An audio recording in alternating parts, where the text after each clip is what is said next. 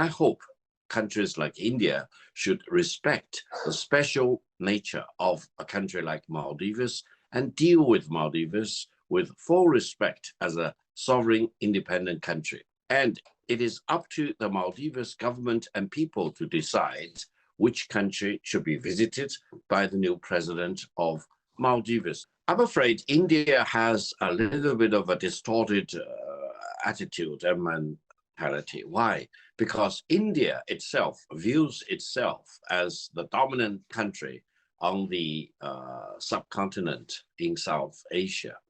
However, on the other hand, countries like Pakistan, Bangladesh, Sri Lanka, and Bhutan, and Nepal, and Maldives, they are very, very different.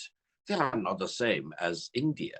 India should give up any residual dream of the British Indian Empire, which wants to control the subcontinent in Asia as if it is one single place. It dominates. Maldives is, relatively speaking, of course, everyone acknowledges that, is very small in terms of the size of the country or the size of the population.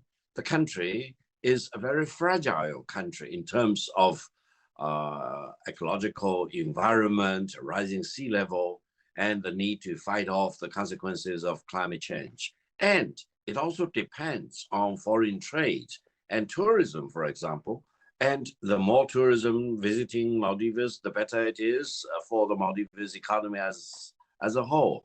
Therefore, for Maldives to be friends with all and enemy with none should be really very much appreciated. They want to have peace. They want to develop their economy. They want to promote their tourism, for example, and they want to increase the living standards of the Maldives people, and they want to make sure Maldives will be sustainable. This is something that all of us, including countries like India and China, need to fully respect. As I mentioned, Maldives is very important to China in several ways. One is that Maldives is definitely one of the most attractive tourist destinations for millions of Chinese tourists.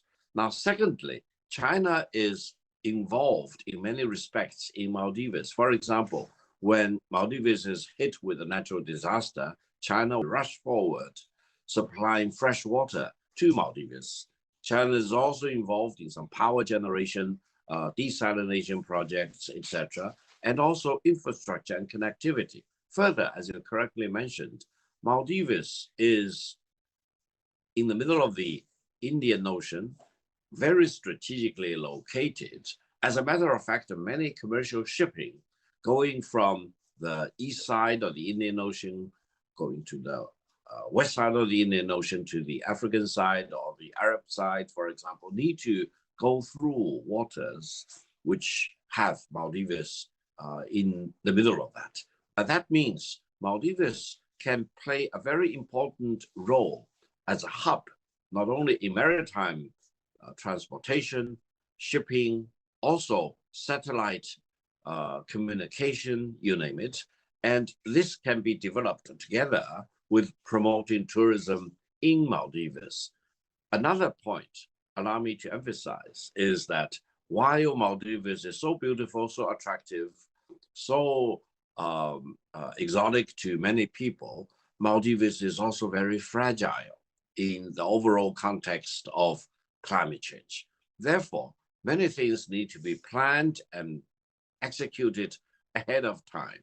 We cannot just wait until, for example, rising sea level may eventually inundate islands like Maldives. A lot of infrastructure projects need to be planned ahead of time, and this will require a lot of capital, muscle, engineering capabilities, you name it.